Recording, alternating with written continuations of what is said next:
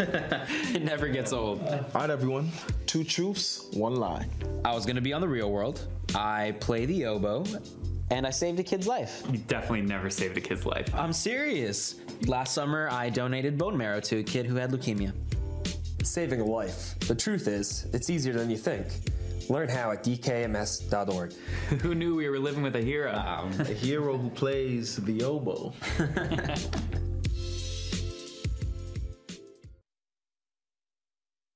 It's Carton and Friends.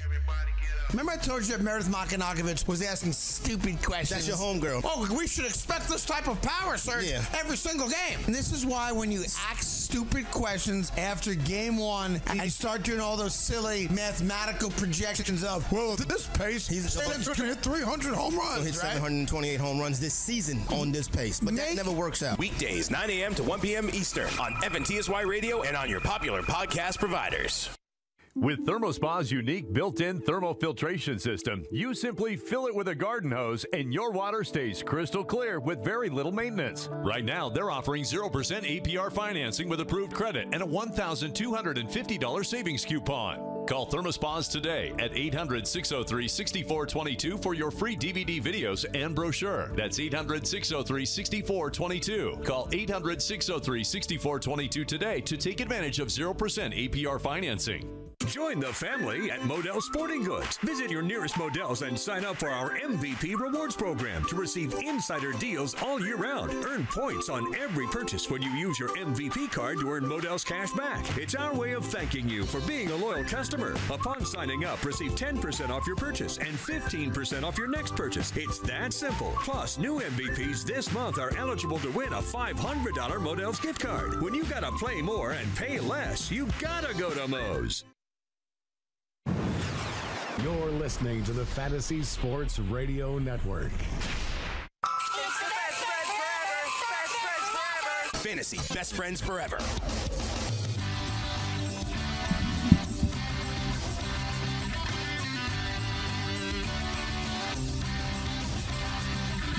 Do do do do do do do do do do do do do do do. Yo, this is the Fantasy Best Friends Forever here on the Fantasy Sports Radio Network. Alongside Frankie Stampfl, I am Gregg Sussman. Jake Seeley sticking around for a little while as well. Frankie, man, how you doing? I was doing better, Greg, until I started watching the Pirates and Twins game.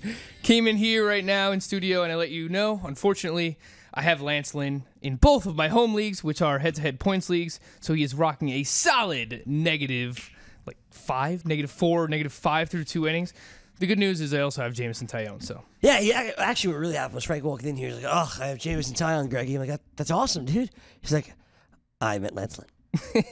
I apologize. Yeah, so they're kind of canceling each other out, but it is what it is. It is what it is. It's early, obviously. Now, the Royals and the Tigers are now tied at 1. Miggy followed Drew Buterra's sac fly in the top of the third with a single in the bottom of the third. So 1-1 in the Pirates and the Tigers. The Tigers and the Royals. Sorry, Pirates and Tigers played all weekend, so that was why it was in my head. Tigers and the Royals. The Pirates lead 5-0 over the Twins after the grand salami by Colin Moran in that Pirates game. Lance Lynn, of course, pitching, unfortunately, Frank, for the Twins. Colin Moran came back out and got the curtain call. Nice! In the first inning. Love it. Grand slam. Well, home opener for Pittsburgh. It's opening day. It's opening day for Pittsburgh, so yeah, I feel that. The fans are pretty pumped about it, too. They had the red beard. The red beard sign Colin for him. Moran? Yeah, That's cool. Like, Jake, so they're already embracing him as a pirate. Like, Jake, completely. are you in on the curtain call? Yeah. You should have curtain call. It's Grand Slam. You get a curtain call. I don't care what day of the week or what time of the year it is. It's kind of circumstantial. No, it's not. You hit a Grand Slam. How many Grand Slams happen in a year? You get a curtain call. I think it's circumstantial also. I love the curtain call, man. I think it's circumstantial. Hey, go yell at the kids to get off your lawn, you non-fun having bums. Oh, we love fun here, man. We love fun on the BFFs. You non-fun having bums? No, this is what we need more of in baseball. We need personality. We need cheering. We need celebration. We need bat flips. We need people staring people down. This is what people got excited about in the World Baseball Classic. This is what we need. Yeah, I mean, I'm not opposed to the bat flips. I love it. I love controversy. Love it. Controversy in baseball is great. Like we need more brawls. Like that's what we need. We don't need more curtain calls. We need more brawls in baseball. Like, not that I want to advocate violence, but yeah, I'm kind of advocating violence. No, we don't need that. We need more mic'd up. We need more of what we had with Mookie Betts. We need players mic'd up while the game is happening. That was pretty cool. Yeah, you talk about personality, right? You want more people mic'd up. You want bat flips. Well, that kind of leads me to what we saw just yesterday, right? Like, when you think of personality and you think of being mic'd up and you think of all of this, I think about Bryce Harper. And literally just yesterday, right? This is the dude that wears his emotion on his sleeve. This is the overrated Bryce Harper. And I know, Chris, we played it on Carton and Friends this morning. The screaming of overrated. And I wanted to get it back again because this is what you're thinking about as a fan watching the game, right? Like, you're sitting there and you're watching, and because there's no one at the Nationals Park, overrated. Boom. That's the kind of personality we want, right, Frank? Yeah, and they came within like 10 seconds of each other. You hear the fans screaming in the background at Bryce Harper. He's coming up to bat. They're playing in Cincinnati, Ohio. Overrated. Bang. You just hear the sound, bat on ball, and you just knew from the sound. You don't even need to watch. You hear the audio on the radio here. When you hear it, you know it's gone immediately. It was a bomb.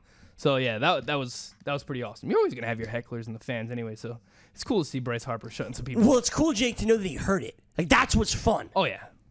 Oh, they always hear it. For the fact that, look, players are full of you-know-what when it comes to any sport. The only one where I can see maybe is football, because you're kind of away. I'm not talking about crowd noise. I'm talking about specific chants in football are probably hard to hear because you don't usually get most of the crowd chanting a specific thing. But baseball, you absolutely hear it. Basketball, they always hear it. I don't ever hear it. I'm so focused on the game. Baloney. You always hear it. Well, now, whether or not you're the type of person who just dismisses it, doesn't pay attention to it, and can put that out of your mind, is another thing. But I loved it yesterday for the fact that, even if he didn't hit a home run, even if he grounded out to first base, struck out looking, I don't really care. It's just the fact that, you know what, if you're going to let that fire you up and you're going to have an interaction, it's a vicarious interaction with the fans in that situation. But if you're going to have that, I like it. We need more of the personality, more of the connection in baseball if you're going to make it work. Here's that audio clip that we heard on this weekend.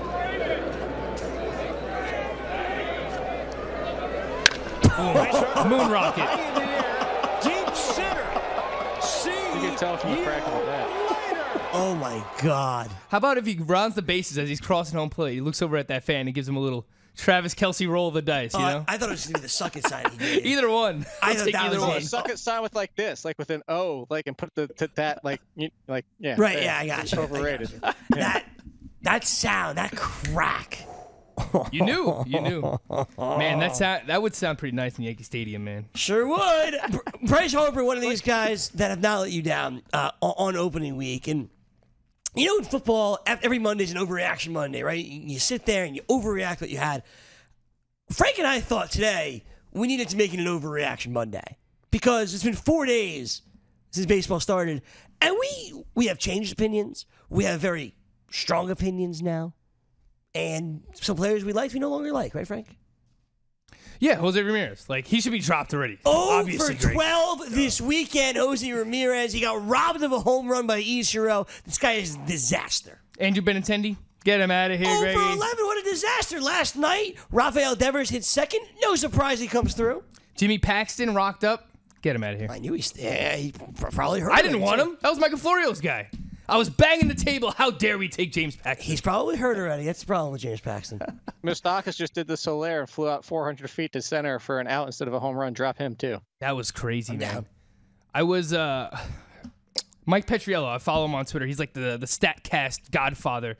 He said that the hit that Jorge Soler had in the first or second inning, whatever it was, 98% chance, according to StatCast, that should be a hit. It's a fly out to center field in Comerica Park. It's crazy. Like 35 degrees there. Yeah, right that's the big part of it. If this is the middle of June, that's probably gone by like 10 or 15 feet. Probably so. Yeah. All right, so we're just joking. You probably shouldn't drop Jose Ramirez. No, don't drop him.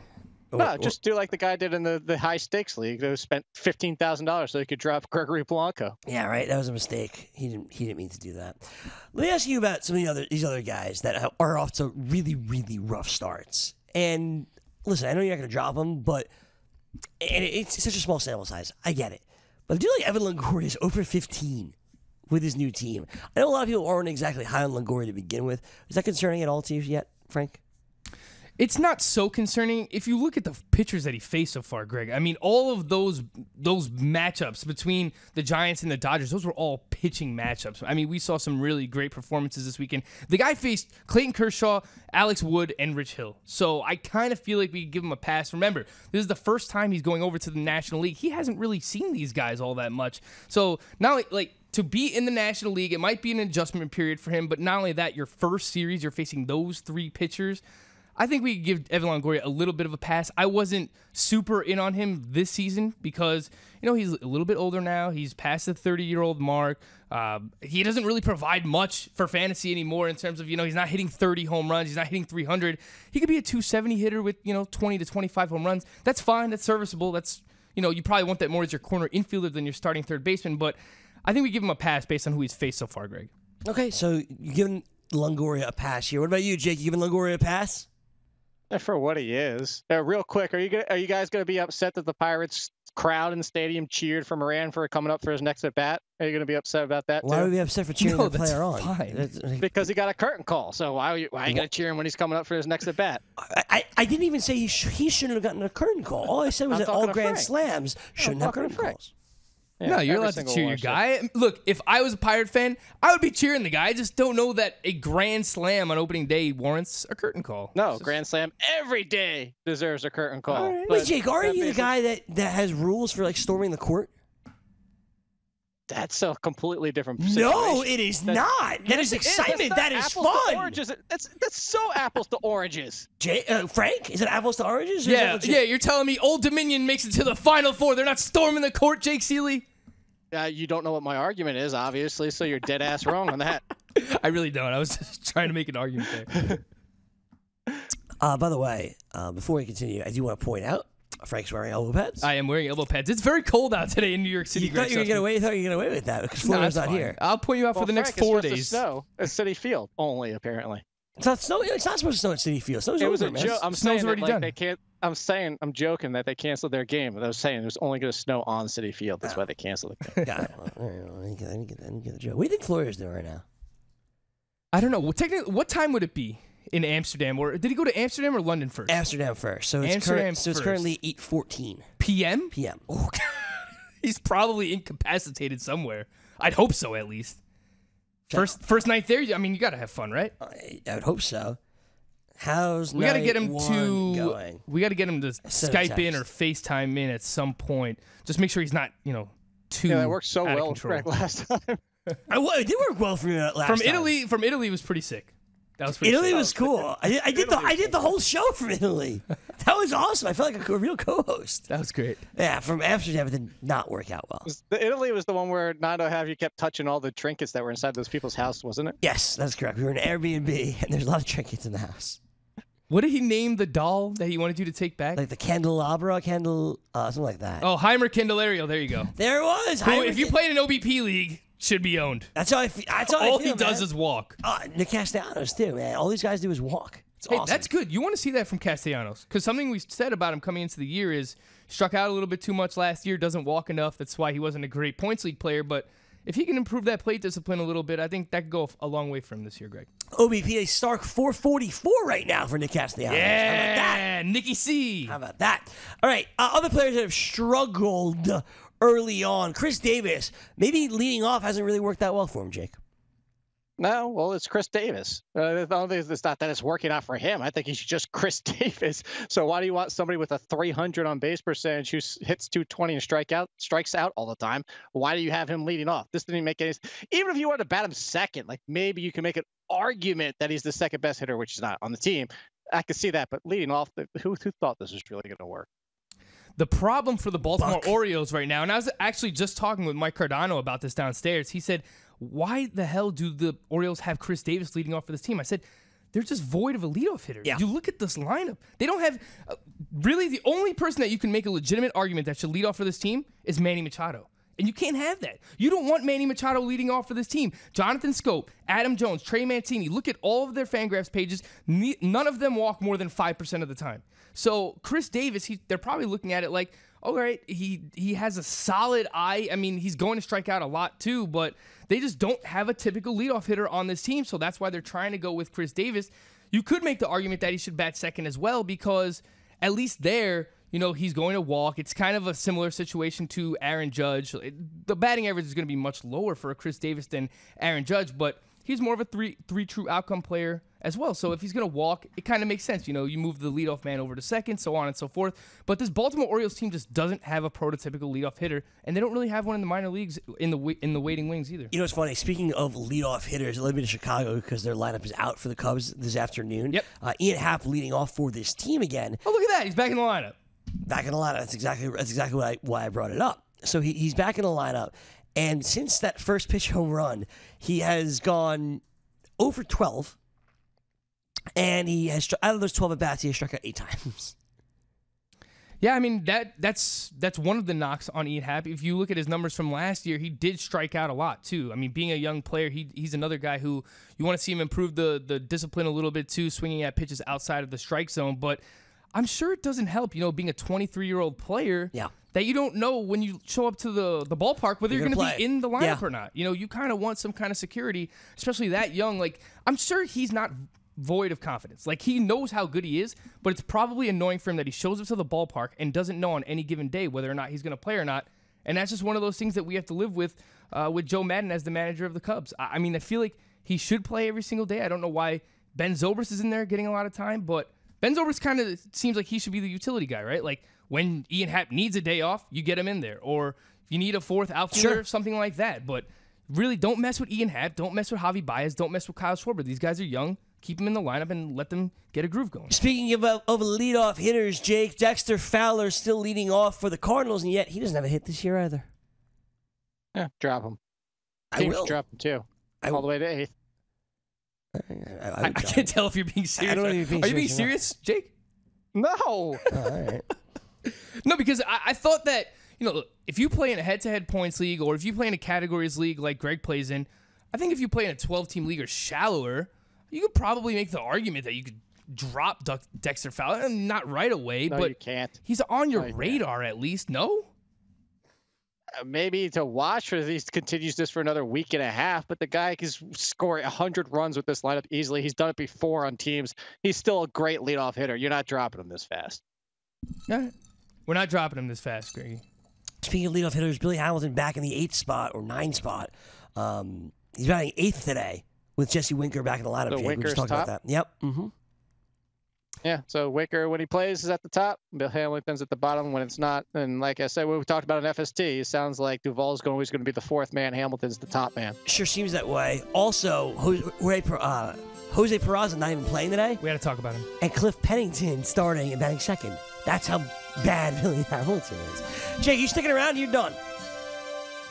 I'm done. All right, well, it'll just be Frank and I talking about Jose Peraza. I'll see you tomorrow. And a whole lot of other guys, pitchers that have been bad, pitchers that have been good, hitters that have been good. Frank and I, your BFFs, we're still with you, and we will be with you all the way to the top of the hour here on the Fantasy Sports Radio Network. With ThermoSpa's unique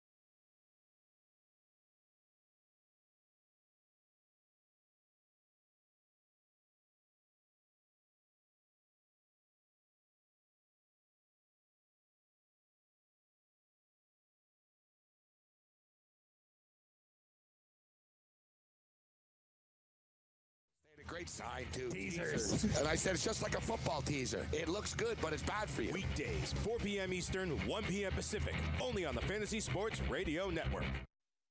Why pay high rake when you can play daily fantasy baseball and pay half the rake on Fantasy Draft? Featuring half the rake GPP and head-to-head contests, exclusive VIP experiences, and the most flexible lineup structures in the game. Fantasy Draft is the only DFS site that puts players first.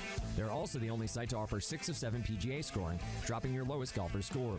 Register today with the code FNTSY for a free $4 entry into a guaranteed winner contest in the sport of your choice. Fantasy Draft, daily fantasy on a level playing field.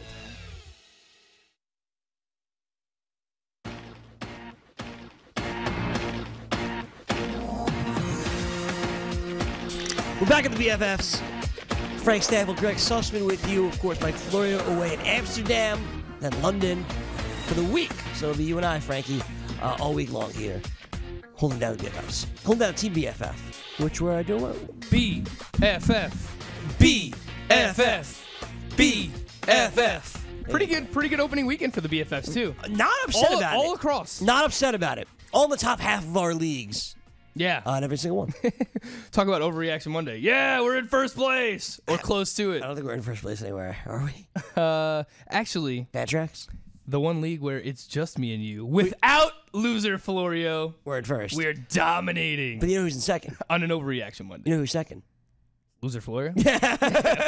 Well, he's not first. So there you go. Yeah, so there you go. I mentioned Jose Peraza out of the lineup today for the Reds. Cliff Pennington gets the start. Peraza does not have a hit this season. And the worse he does, the louder the calls will come for Nick Senzel. Yeah, that's exactly the point I wanted to make, too. Look, the guy already has 5 strikeouts and 12 at-bats. Doesn't have a hit yet, like you mentioned, Greg. And the longer he does struggle, I mean, we know that Nick Senzel is one of the top prospects, not just for the Cincinnati Reds, in all of baseball, Greg. So he's a guy who needs to, have those eyes in the back of his head. If he doesn't start to put up, there's a chance that we see him on the bench. This was a guy who had elite contact skills in the minor league level and actually had very, very good batting averages. Last year, coming into the season, we kind of thought he could be one of those players that hits 300 with 40 stolen bases. He ended up hitting just 259 with 23 stolen bases. So, I think at this point, what we saw last year, carrying over so far into this year, very small sample, but if the Reds are already benching this guy for Cliff Pennington, Greg, listen, I think we got to be worried. I think you got to be worried if you're a Jose Peraza owner. Listen, everyone's going to get a day off, and I'm cool with that. That's fine. But Eugenio Suarez got the contract extension. Scooter Gennett had an awesome year last year. It's clear, to me at least, when Peraza, if and when Senzel's coming up, Peraza's probably the odd man out, right? Or like platooning with Gennett, something like that. Yeah, personally, I don't think that Nick Senzel is a shortstop. Second base. I think he's more of a second or you a could third play baseman. Peraza at short, right? No, well, that's the thing. If Peraza keeps struggling, Nick Senzel's going to take his job. He's going to play shortstop, right? Because Eugenio Suarez is going to continue to play third. Right. Gennett's going to play second. Joey Votto's not going anywhere. He's playing first base. Can Gennett play short? I think he did, right? On the Brewers? I think or second base. He played second base, I think. Either way, look, Nick Senzel, I know that they've been grooming him to play shortstop because there's nowhere else that he's going to fit in. You mentioned that they signed Eugenio Suarez to this extension, so they are tied to him. They like him, and I think rightfully so. He is a younger player who is ascending. He is a player who is getting better. Scooter Gennett, we saw last year when he had an opportunity to play every single day, whether it's against lefties and righties. He performed very well last year, too. I mean, people don't realize this. Scooter Gennett nearly had 100 RBIs last season. He had 97 RBIs from the second base position. Those are Robinson Cano type numbers from Scooter Gennett. Sure. This is a guy who had 295 with 27 home runs. In fact, if you look at his numbers across the board, I just mentioned Robinson Cano, his numbers were better than Robinson Cano. Scooter Gennett. Yeah. So, based on what he did last year, he's already off to a pretty good start so far this year as well. I think that he's going to play second base. The only thing I worry about is I don't know if defensively if Nick Senzel has the range to play a shortstop every single day. But I know that they like his bat enough, and he has the pedigree where eventually, if Jose Peraza continues to suck, they want to find a way to get Nick Senzel in the lineup. I just don't know if he can hold up every single day playing shortstop. Two other names I want to quickly mention as hitters that have yet to get a hit on this year in baseball. Ryan Healy at first base, who I really liked for the Mariners. Dan Vogelbach, obviously, there as well. And Logan Morrison, high-profile signing for the Twinkies. Logan Morrison does not have a hit yet in Minnesota. Yeah, I'm not so worried about that. I mean, I feel like he came in a little bit late to spring training, so, I mean, this could be like an extended spring training for him. And look, a lot of these guys are going to get off to slow starts, and he is a guy who, he's streaky. He strikes out a lot too, but he's also going to go on these streaks where, he'll hit 5 home runs in a week. He'll hit, maybe double-digit home runs in a month. He can get hot at the drop of a dime. When it comes to Ryan Healy, this is a guy who dealt with an injury all of spring. So if he continues to struggle, or if we see some lingering effects of that injury, we know how well Daniel Vogelbach played during the spring, Greg. And I know that you're not a big advocate of Daniel Vogelbach, but he hasn't really gotten a fair shot at the MLB level yet. So, maybe if you put him at the, batting second in that lineup, or, the middle of that lineup, because he has such good plate discipline, Greg. He gets on base at such a high clip. He's done so at the minor league level, across every single minor league level. You give this kid a shot, then maybe, he can live up to some of that prospect pedigree that we've seen out of him. So I'm not completely tied to a Ryan Healy. I think he's more of a AL only, maybe 15-team mixed guy for now that you're holding on to. But anything shallower than that, you could probably cut bait with him. All right, let's talk about some of the hitters that have been outstanding over the last 4 days. Yeah. Right? So some of those guys, including the MVP, Adam Eaton. Yeah, Adam Eaton is off to a great start so far, Greg, and you didn't really know how to feel about Adam Eaton because he didn't. I didn't. Not just you. I just mean like in general. Like I didn't really know how to feel about him either because he didn't play a lot in the spring.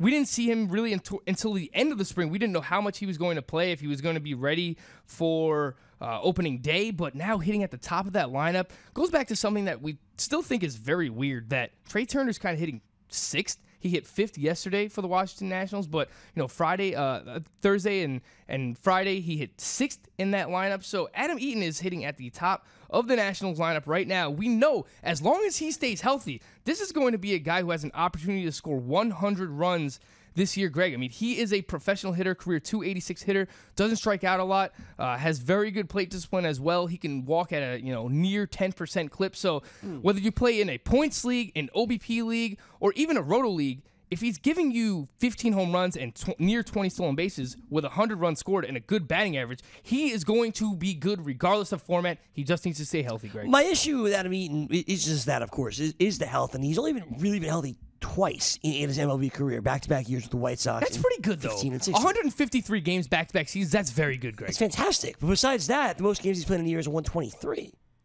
But I feel like he only got a taste in 2013. That was when he was still with the Diamondbacks. Right. How did he get to the White Sox? I think it was part of like the Addison Reed trade, right? Mm-hmm. Okay. Yeah, so he came over in that Addison Reed trade to the White Sox, played 123 games that year, but then the next 2 years after that, 2015 and 2016, and then last year, 153 or more games. I mean, look, these catastrophic injuries, they can happen to anybody. Does that mean that you're injury prone necessarily? No, it doesn't, obviously. But I guess what bothers me about Adam Eaton, why I was never really so high on him, is like you look at his 2 full seasons of 15 and 16, and you're getting this. You know what you're getting, which I always say there's something there for. You're getting a 285 hitter that has 15 home runs and close to 20 stolen bases. Like that's fine. And 100 runs scored, near 98 and 91. That's very good. That was in the White Sox lineup, Greg. You put him in the Nationals. If this guy stays healthy, he can score 110, 115 runs. All right. So I guess I'm not saying he's MVP yet. Like just based on the numbers that he has right now. But let's talk about it's kind of like a parody what we're doing right now, talking about him in light like he's an MVP candidate. Of course. So that's part of it. So let's talk about a true MVP then. Lorenzo Cain. Lorenzo Cain. So we were talking about guys that hit at the top of the lineup and score. It's going to score a lot of runs, but maybe a guy that runs a little bit more. That's Lorenzo Cain for his new team, the Milwaukee Brewers. Cain on the year has been lightning, Frankie Stampfl. Yeah, he's hitting a cool .561. Does not have a single strikeout yet in 15 plate appearances this year. He's another guy. He just needs to stay healthy, Greg. I thought He could be a 300 hitter, 15 home runs, 25 to 30 stolen bases. This is a very good lineup. There were a few teams this year that you wanted as much exposure to their lineups as possible. We're always going to want some of the Colorado Rockies, but that next team, for me, was the Milwaukee Brewers. We were all over Travis Shaw. We said we want him on as many teams as possible. Lorenzo Cain, Christian Yelich, we know how much those guys were climbing up draft boards as we got closer to draft season. But think about this, Greg. Christian Yelich, you had to draft him in the 3rd round. If you wanted exposure to Lorenzo Cain in a 15-team league, you could have got him in the 5th or even sometimes the 6th round. So, look, it's very early, but this is a guy who has always had very, very good bat skills. He makes a lot of contact. He strikes out less than league average.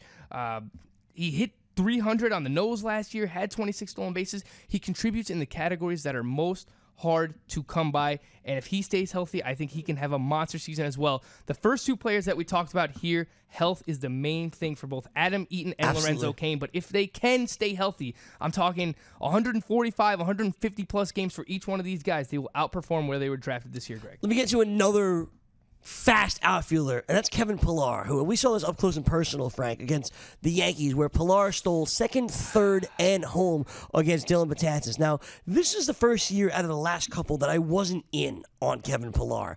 I didn't think with him not batting leadoff that it wasn't worth it to me. At 29 years old, all these guys in between 29 and 31. Pillar, for the first few games, he's getting on base at a high clip, and obviously he stole those 3 bases. He hit a home run. Can Kevin Pillar have some major fantasy value? I'm not really sure, man, because no, right, that's super helpful. No, honestly, look, I'm going to break it down for you and tell you the reason why I feel this way is because last year he got off to a very hot start as well. April, he hit 301 last year, had the 4 home runs, 8 RBIs, 2 stolen bases. The one thing he's going to do, he's going to steal you about 15 bases. I think we can depend on that, but it just felt like every other month, like he just started decreasing more and more and more. Last year, after April in the beginning, towards the middle of May, I was buying in. I was saying, look, you want to trust this guy as a, let's say, top 25, top 30 outfielder the rest of the season. And then from there on out, he just continued to poo-poo what I said about him, Greg. He hit 252 in the month of May. June, he hit 212. July, he hit 211. Turned it back on in August and hit 293. But there was a lull there in the middle of the season where he was just completely killing your batting average.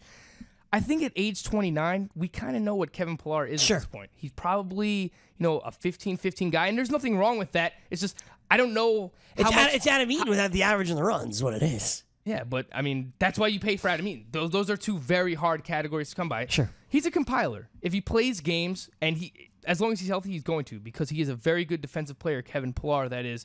He's a compiler. If he plays, he's going to get you 15-15 with a 250 to 260 batting average, but I really don't think there's much upside for him at this point. I think we know who Kevin Pillar is. All right, so some other hitters that have impressed us this weekend, I think we have to start in St. Louis with Jose Martinez. Now, Jose Martinez, very, very quickly, it was announced, this is our everyday first baseman. Matt Carpenter's going to play third base. Matt Carpenter's going to play second base. Jose Martinez is going to start every single day at first base. Now he's responded. We saw it on opening day against Noah Syndergaard, and we have seen it since then. Jose Martinez batting a cool .455. He has walked just as much as he has struck out. He's got a home run, he's got a couple of runs scored, a couple of RBI. The important thing is, Frank, he's playing every day. Yeah, this reminds me a lot of the Hunter Strickland situation with the San Francisco Giants and Bruce Bochy. We spoke about this last week, and the reason why you and I were so hesitant on Hunter Strickland is because in years past, he has been hesitant to go to him. Totally. Last year, we saw him go to a Sam Dyson. So what I love most about Jose Martinez is comes out on opening day, hits a home run on Noah Syndergaard, boom. Right after that game, Mike Matheny comes out. And Mike Matheny is another guy who, in years past, even if a player is playing well, you still have to have some kind of hesitancy. Just ask Randall Grichuk about that. Ask Tommy Pham last year. Tommy Pham was crushing it last year, and he still didn't have an everyday job, it felt like, until August or September. So in years past, Mike Matheny has kind of been hesitant to give that player his vote of confidence. But what I love most about this is that he has already done that with Jose Martinez. Come out and said he's going to be our everyday first baseman. You watch this guy when he steps up to the plate. He's massive. He is massive. We talk about Aaron Judge and Giancarlo Stanton. He generates a lot of hard contact, Greg.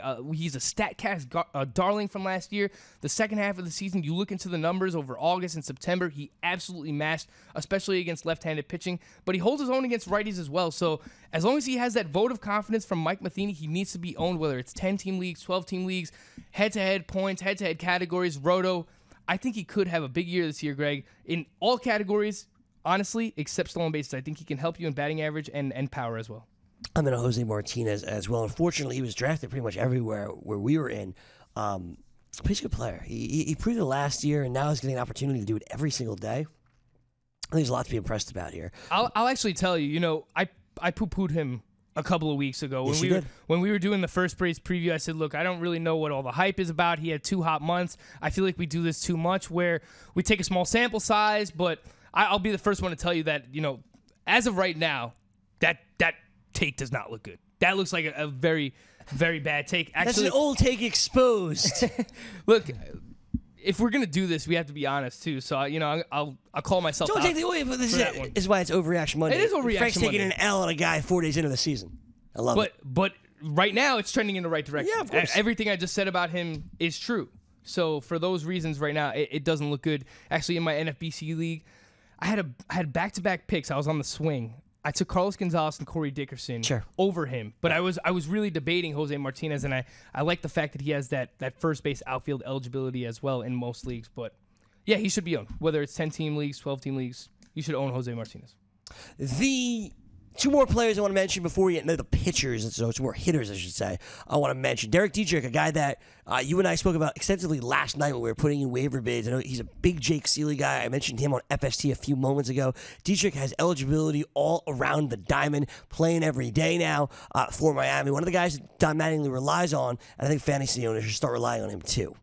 Yeah, the Marlins just don't really have any talent, Greg. And with that being said, they performed pretty well against the Cubs in their first series. We got some players you might have never heard of in, Brian Anderson playing well for this team so far. Starlin Castro hitting in the middle of that lineup.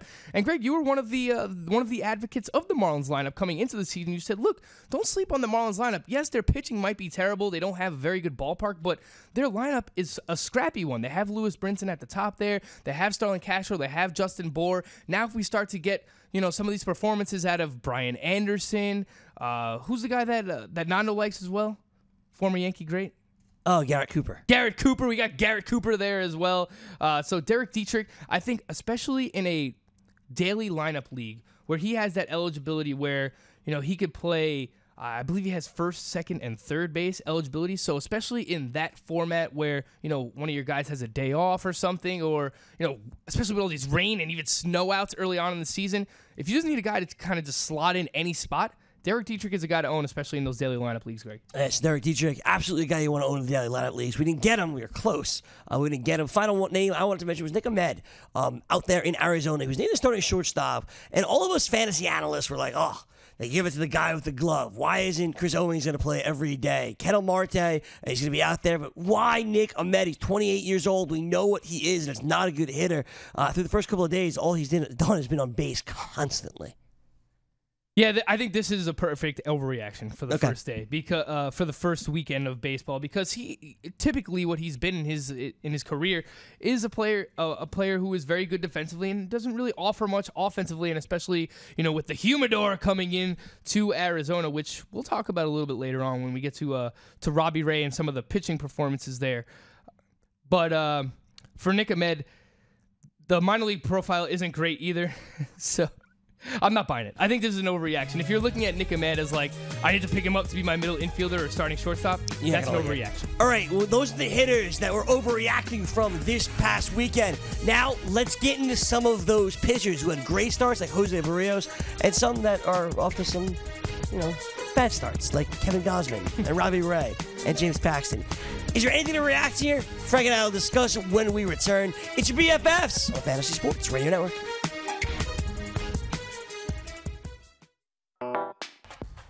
Muscle Maker Grill was made for baseball season. Muscle Maker Grill supplies you with delicious, healthy meals that will give you energy to cheer on your team week after week. Whether you're craving flavorful salad, packed wraps, or guiltless entrees, Muscle Maker Grill has you covered. Hosting a game? No problem. Our catering packages will have your whole team satisfied with flavors ranging from Italian to Tex-Mex and much, much more. Visit musclemakergrill.com for your nearest location and have a winning season. Attention all authors. Page Publishing is looking for authors. Have you written a book and want to get it published? Page Publishing will get your book into bookstores and for sale online at Amazon, Apple iTunes, and other outlets. They handle all aspects of the publishing process for you. Printing, cover art, publicity, copyright, and editing. Call 800-292-8137 now for your free author submission kit. That's 800-292-8137 for your free author submission kit. Again, that's 800-292-8137. Fantasy Baseball Hour with Al Melchior. Matt Davidson left the yard 3 times. The power is unquestioned. It's just a matter of, is he going to be able to get that strikeout rate down to even 30%? The playing time's going to come. The home runs will come. Is he going to even be able to generate enough runs with the power that he hits for to be worth starting in a 12 or 14 team league? That remains to be seen, but a great start for Matt Davidson. Listen live on the Fantasy Sports Radio Network and on popular podcast providers. Skix sneakers are taking over tailgates and alumni homes across America.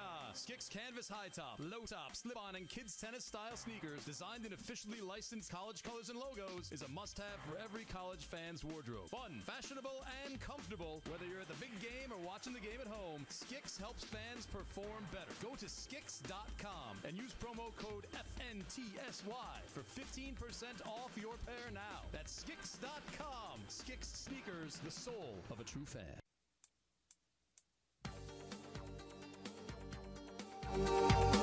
Welcome back to the Fantasy Best Friends Forever. I am your co-host, Frank Stampfl, awaiting the arrival of Gregg Sussman. But in the meantime, we spoke about some of the good, some of the bad, some overreactions on a Monday here. First weekend of fantasy baseball.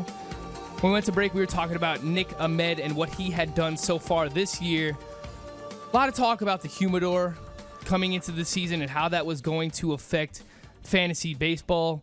And Gregg, you know, there was 8 home runs hit over the weekend at Chase Field. 7 of them were hit by the Colorado Rockies, but one specifically, very bad pitching performance came from Robbie Ray, who seemed to be the Robbie Ray of old. I mean, 3 walks, 3 home runs allowed.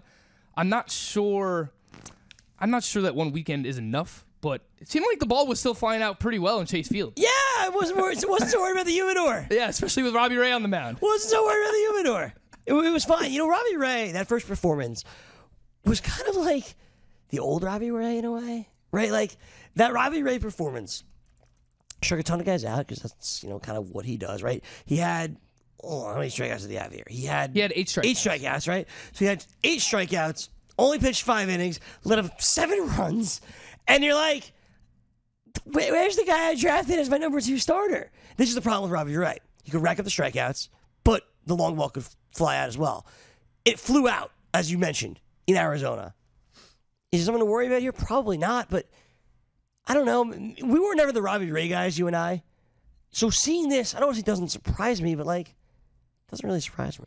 I wasn't in on Robbie Ray. I wasn't out on him. I think I was kind of neutral. I tried to talk him up a little bit once we got some of this humidor news because Mike brought up the home road splits with a Robbie Ray, and his home run to fly ball ratio was actually much higher at Chase Field. So we thought that the humidor coming in, if we're going to see this 25 to 50% decrease in home runs in Chase Field, that would actually help a guy like Robbie Ray who has struggled giving up home runs in Chase Field. So look, it's only one start, but I think it's a tad concerning. I'll say a tad. I'm not going to overrate it, but this is a guy who had a bad spring too, Gregg. So, you know, you take all those things into consideration. You don't want to react too much to a bad spring, but 6.75 ERA. He allowed 10 earned runs and 13.1 innings pitched during the spring, and then comes out with this first game here and allows this many runs, this many home runs against a very potent Colorado Rockies lineup. So it's been a mixed bag. I think it's something you do have to pay attention to so far.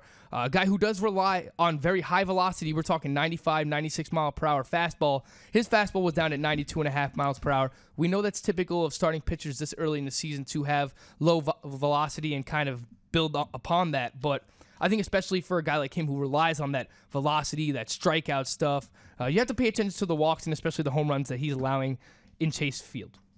The other pitcher in that area, a couple more pitchers really in that area that have struggled thus far, James Paxton. We talked about him briefly at the top, but James Paxton didn't have it the other night, Frankie. No, he certainly did not. Another guy who had a very bad spring, Greg. 8.27 ERA, 15 earned runs allowed in 16.1 innings pitched. The one saving grace of his spring is the fact that he did have 17 strikeouts. But you know what I found really weird about this?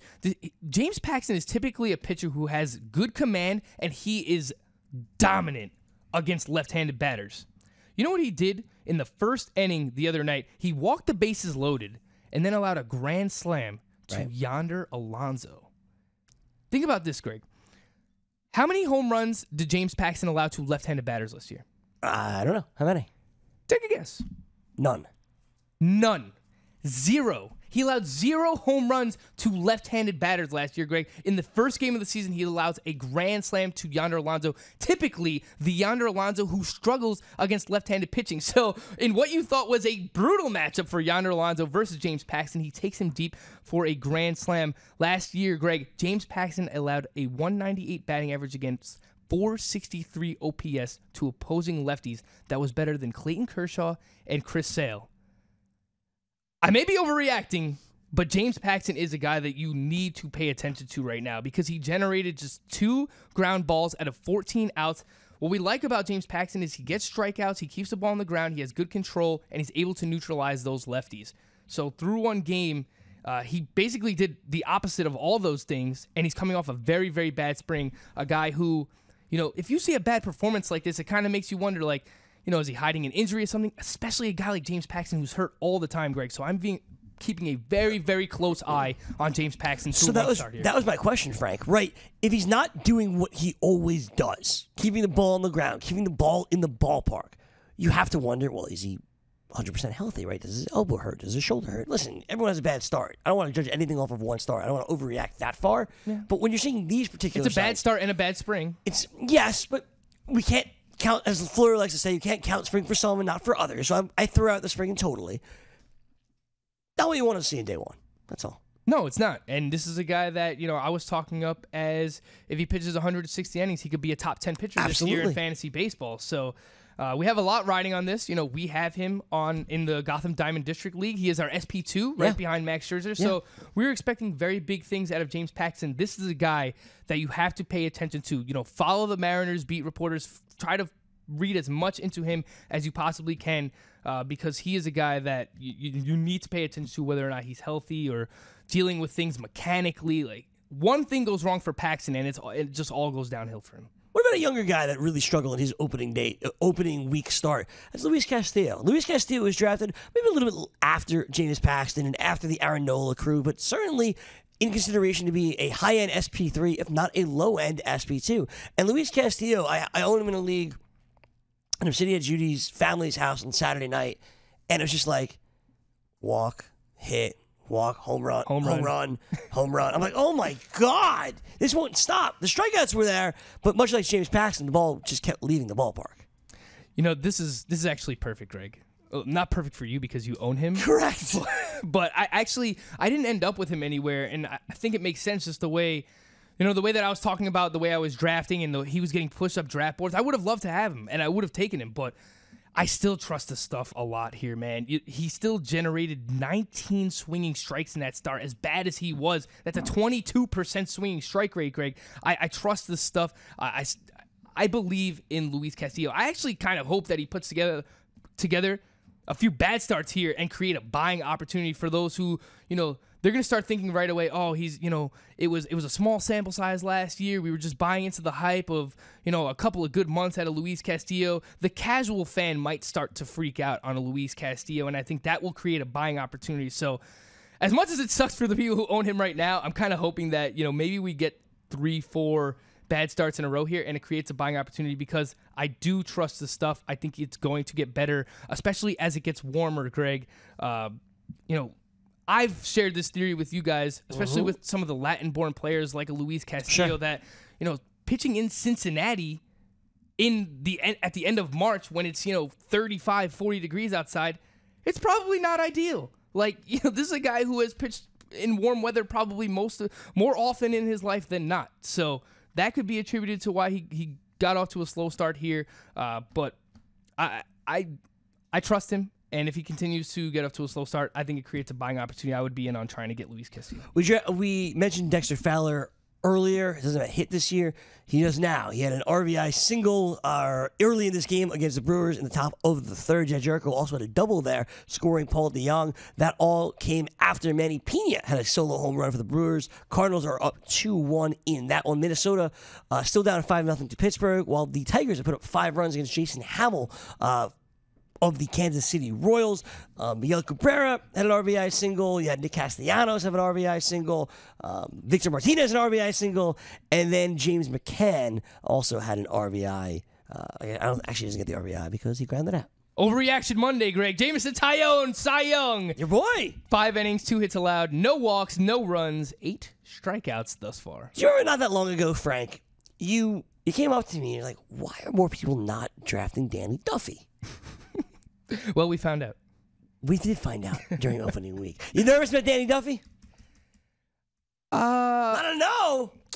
Look, his velocity was down last year, and it's down already, but it's just his first start. We spoke about earlier in the show about how some of these starting pitchers could get off to slower starts in terms of their velocity. But last year, I mean, I believe it was 2016 was the big breakout year for Danny Duffy. He had never put it all together because a guy who constantly deals with injuries, but he was throwing a 94-mile-per-hour fastball that year, Greg. And then last year, he was down in the 92.5 mile-per-hour range for his fastball. So that velocity dip, I probably should have put more stock into that. But, he went through the first time through the order. He went fine, Greg. Actually, the first time, he allowed just 1 hit through the first 8 batters. He allowed 1 walk. He had 3 strikeouts.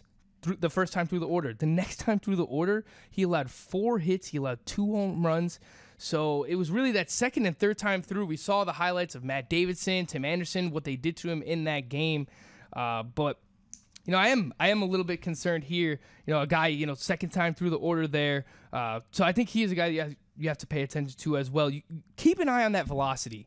2, 3, 4, 5 starts into the season. We have to see him, especially crank that up a little bit because he was actually down 2 miles per hour last year. So that's something that we do have to pay attention to early on for Danny Duffy. We talked about Kevin Gausman on FST, so I'll skip over him. Before we get to the pitchers that actually performed pretty well, I do want to go to the closers here, Frank. We talked about Hector Neris on Friday and our boy Gabe Kapler. It's only gotten worse for Gabe Kapler and this Phillies bullpen. I know over the weekend you dropped Hector Neris for Hunter Strickland. You said you were going to do it on Friday. You did do it over this weekend. How concerned should Neris owners be about their closer?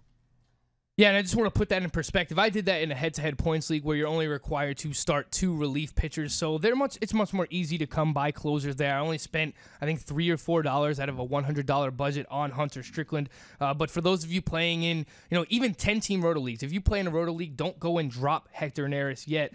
We know how hard it is to come by these closers. But to be honest, we don't know what the closer situation is going to be for the Phillies and Gabe Kapler because it came out before their first game on Thursday that he's, quote, going to use his guys. So yeah. Nobody knows what that means. Who are Gabe Kapler's guys? I don't even think the Phillies know who Gabe Kapler's guys are at this point because when he's trying to bring these guys into the bullpen, they're not even warmed up yet. Unbelievable. So maybe us bashing Gabe Kapler on, Friday was warranted. And, certainly was. Mike Florio coming out trying to defend him. And I get, we want to defend the analytics. We hear, we talk about analytics constantly. What we do here playing fantasy baseball, you try to use as many resources as you possibly can in your favor. And I get why Gabe Kapler is trying to do that. But some of the things that he's done so far, it's just not justifiable. Even using analytics, I brought up one main stat. That first game on Thursday, Hector Neris was facing Nick Markakis. Nick Markakis was 7 for 14 in his career against Hector Neris. So why do you still have that guy in? And if you wanted to bring in a lefty to face Nick Markakis, you didn't have that lefty because you took Aaron Nola out after 68 pitches to face Freddie Freeman, and Freddie Freeman hit a home run off that lefty. Right. So it's just this bullpen right now is a mess. I agree with what you said on FST. If I could find a way to just completely avoid everything that Gabe Kapler is doing right now, it seems like Rhys Hoskins, Carlos Santana, those are going to be the constants in the lineup. But we've already seen a game where Cesar Hernandez has sat. We've already seen a game where J.P. Crawford, where Michael Franco has sat. They want to find ways to get Scott Kingery in the lineup. So it's kind of a fantasy mess. I'm not saying drop Hector Neris in your roto leagues, but if you play in a head-to-head points league and a guy like Hunter Strickland is out there, or you want to take a shot on a Keone Kela, I have no problem doing so. I'll say this. I texted, so the 3 games that he has managed, Gabe Kapler. One was the opening day disaster with Aaron Nola. The second day, or the third day, I should say, was when he brought a guy in from his bullpen who never warmed up. They lost like $1 billion to $2 billion after being up 2-0. In between, I sent this text message to Mike and Frank. Listen, I know it's the 11th inning, but Gabe Kapler has emptied his bullpen using 8 pitchers out of the bullpen. I kid you not. In a game where his team has allowed just 4 runs. Florio's response was, LMAO, that's laugh my ass off, analytics, bro. That was Florio's response to that. Yeah. I then commented that Johnny Cueto got fat. Hey, I'll take Johnny Cueto. I'll take fat Johnny Cueto if this is what he's going to do every game, Gary. Oh, absolutely. Talking about an overreaction with Johnny Cueto. He was fantastic. He was phenomenal. He was fantastic. All right, some other pitchers that really performed well this weekend. David Price, good to see him get on the mound and pitch really, really well for the Red Sox. Yeah, the closer we got to the regular season, I started to boost him up the rankings more and more because you find out about the health. We know he was dealing with the elbow thing last year. He had a bunch of controversy with the Boston, New England media towards the end of last season, during the offseason. But if this guy goes out and just pitches and does what he does best, if he could just pitch to a 3.6, a 3.7 ERA, he's going to win a lot of games pitching for this Boston team because they have such a good lineup and they have a pretty good bullpen as well. We know Craig Kimbrell anchoring that bullpen, but if he continues to do and build off what he did in that first game, Greg, I think you have to feel very, very excited about drafting him and his prospects and the possibility of him finishing as a top 20, maybe top 25 starting pitcher this year. All right. Your boy Jose Ramirez pitched really, really well. A complete game. You had your boy Chance Sisco thing going on that he bunted in the 9th inning, but whatever. And Homer Bailey, opening day against the Nats, he pitched awesomely. Yeah. Homer Bailey. You want to talk about overreaction, Greg? You're not picking this guy up, are you? No. No.